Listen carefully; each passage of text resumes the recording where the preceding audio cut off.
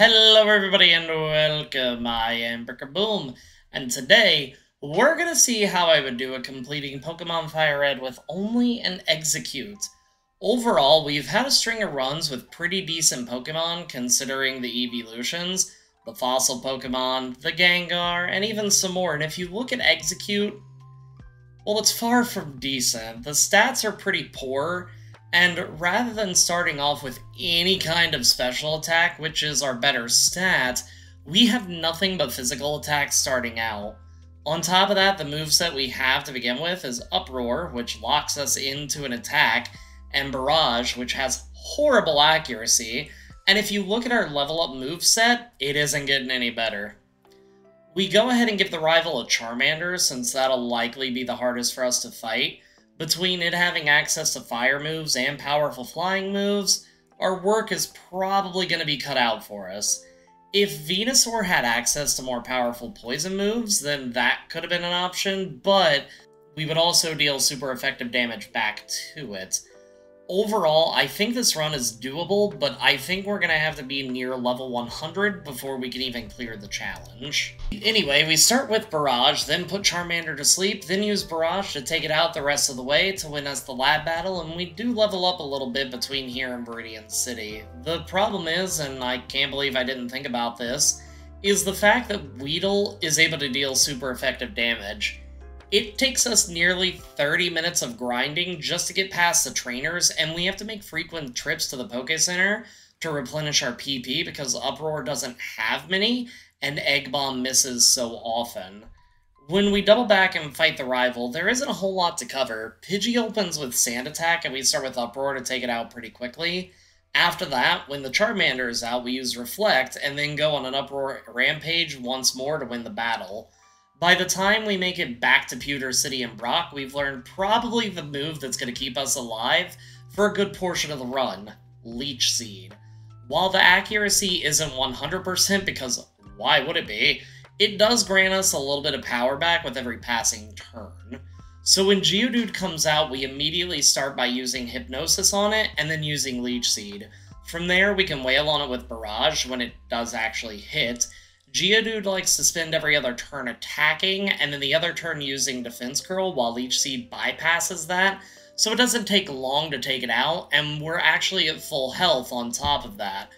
When Onix comes out, we basically just end up repeating the process.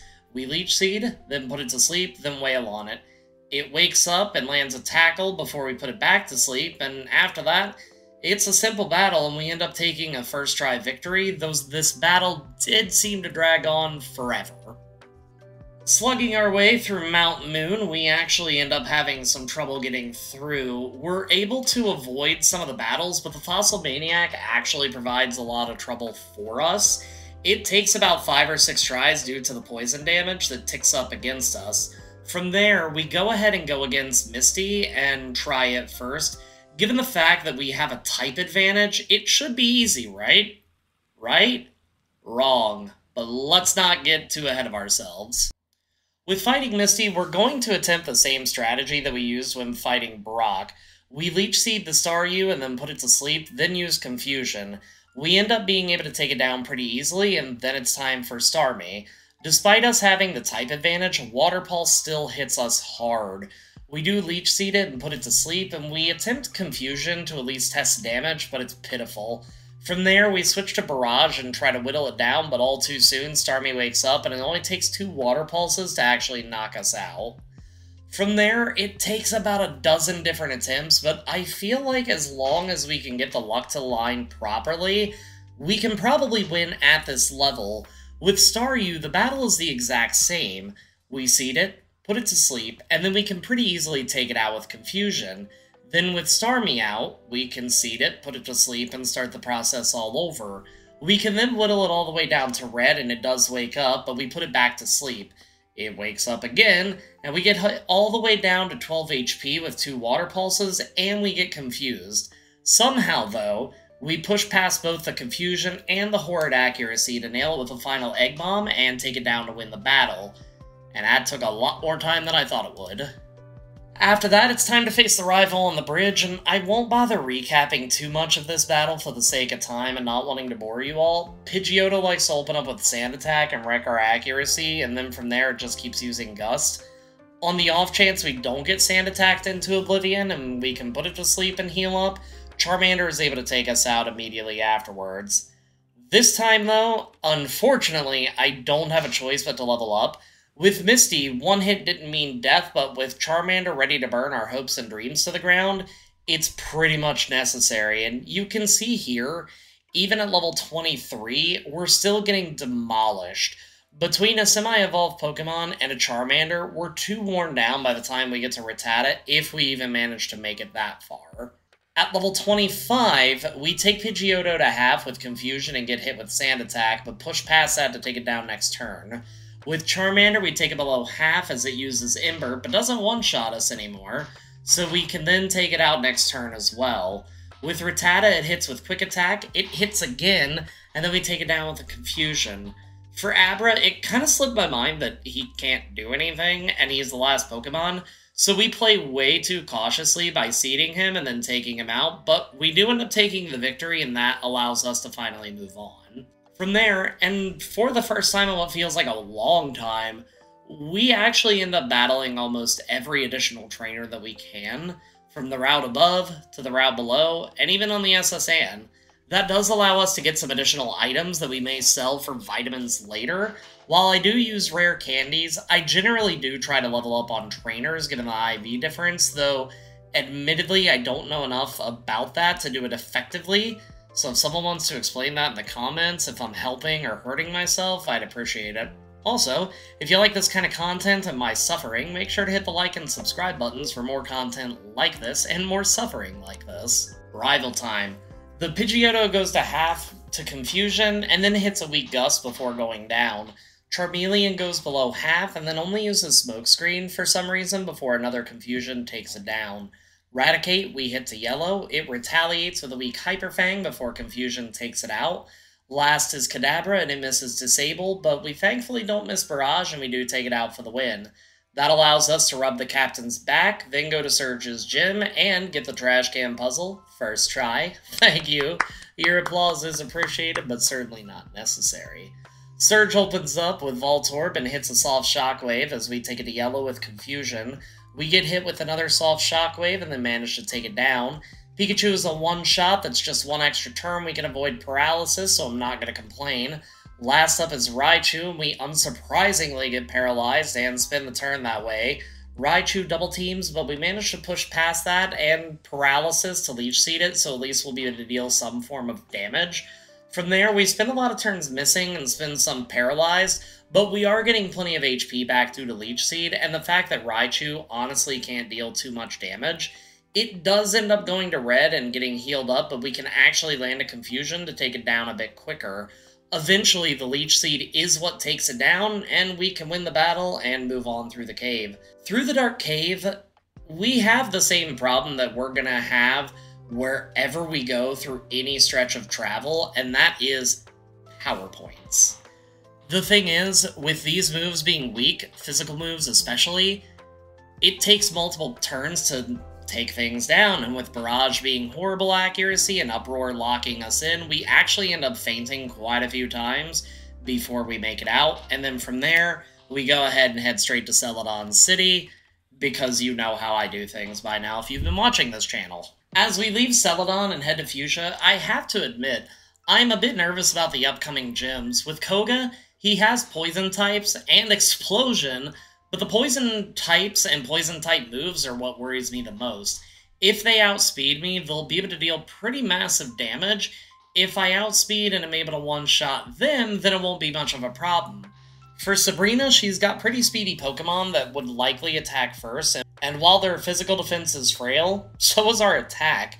And I'm not even going to get started on Blaine, but at the end of the day, Exeggcute is a first-stage Mon, and it's definitely starting to catch up to us, looking at the stats of our Pokemon and the ones of a fully evolved gym leader. After completing the Safari Zone and absolutely struggle-bussing our way through the gym, it's time to fight Koga. Koga leads off with a Coughing that we immediately one-shot. Muck is next, and we take it below half as it sets up Minimize. The next turn, we still end up connecting and take it down from there. The next Coughing is also an easy one-shot, and then finally it's down to the Wheezing. Wheezing goes down to red and uses Toxic, then Koga heals up as we take it back to red. It is a bit of a back and forth, but we do end up lowering its special, and that actually allows us to take it out with one final Psychic. After that, it's time to make our way to Saffron, but not without fighting some of the additional trainers on the way, and that also includes some of the trainers within Sylph Co. There are a few vitamins that are hidden throughout, and plenty of trainers to level up on.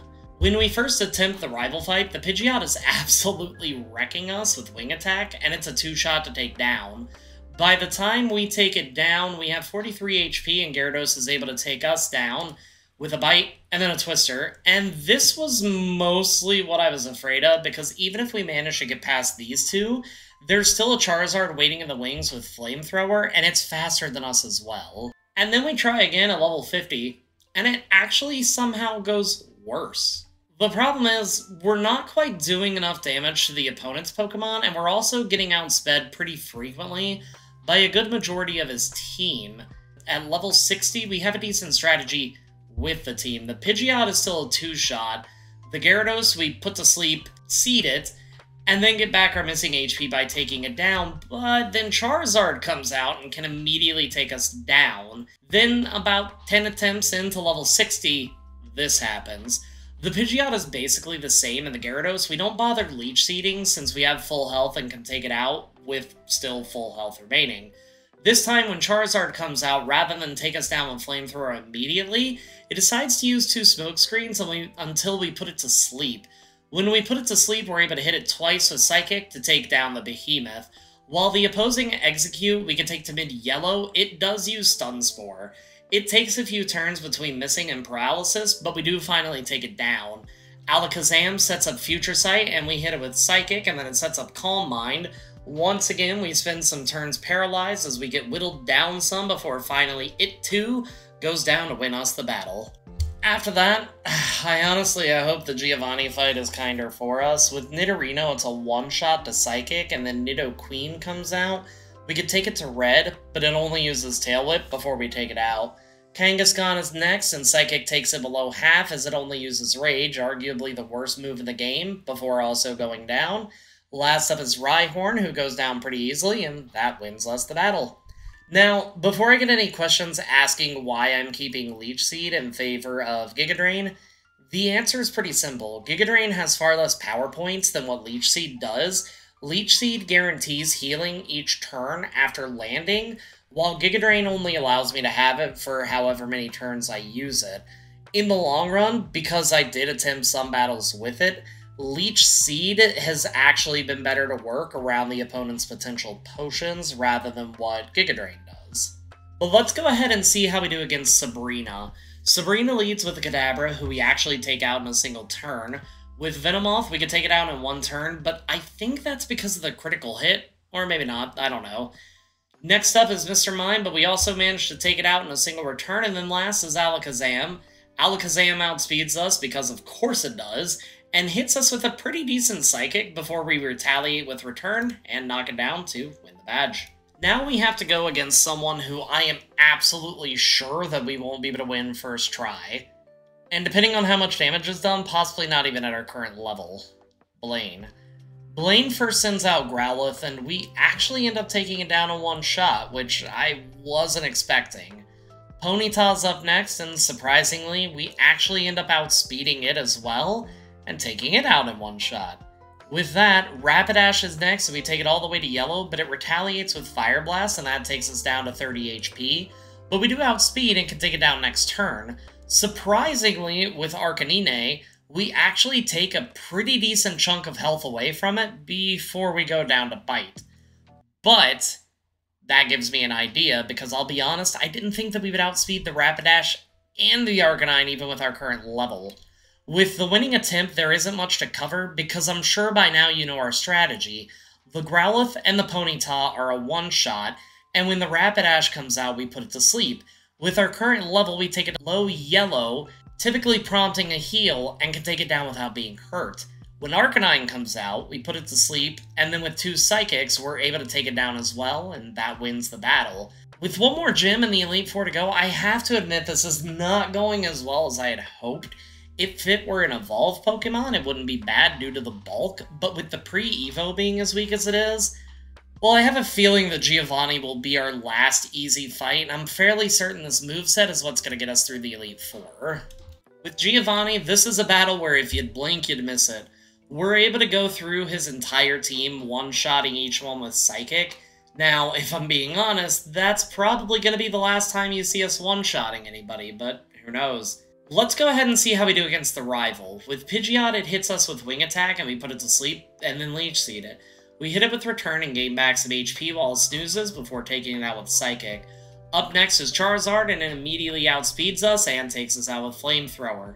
And it's not even close. Even with a Quick Claw, we're never able to get the luck to outspeed the thing, so in total we have 3 options. We can either outspeed it and put it to sleep with level ups, we can try to tank a Flamethrower, or we can try to get as lucky as humanly possible. And at level 85, we finally outspeed the Pidgeot and we're able to take it out with a Psychic. We now finally outspeed the Charizard as well, and we're able to put it to sleep and take it down with 2 Psychics. We did try this battle at lower levels, and not being able to outspeed it is basically a death sentence. His own eggs go to red with Psychic, miss their status powder, and then go down next turn. Rhyhorn is also a one-shot because, obviously. The Gyarados goes to red, hits us with a soft Hydro Pump, and then goes down next turn.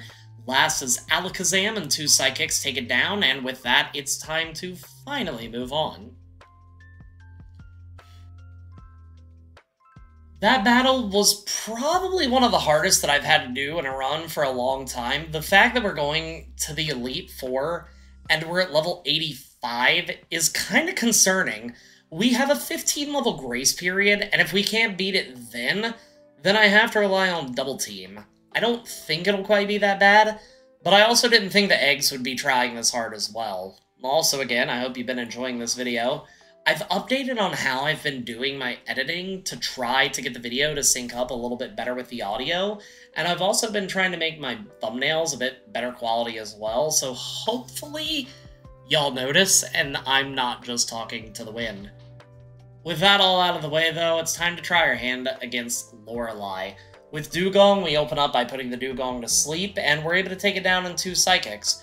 With Lapras, we put it to sleep, and with 2 Psychics, we can take it to red, but it does end up healing up. So after that, we take it to half, we put it back to sleep, and a few more shots, we're able to take it down. With Slowbro, we put it to sleep, Leech Seed it to heal up, and then take it down with Return. With Jinx, we take it all the way to red, and then Ice Punch immediately knocks us out. Amazing. It does take a few attempts, but through the video footage, you can see that the strategy doesn't change throughout the attempts. By the time we get to Jinx, we do end up putting it to sleep, since we now know that it'll take at least a couple shots. The Cloyster stalls with Protect, and then we can take it down with a single Psychic. With that out of the way, let's go ahead and move on to Bruno.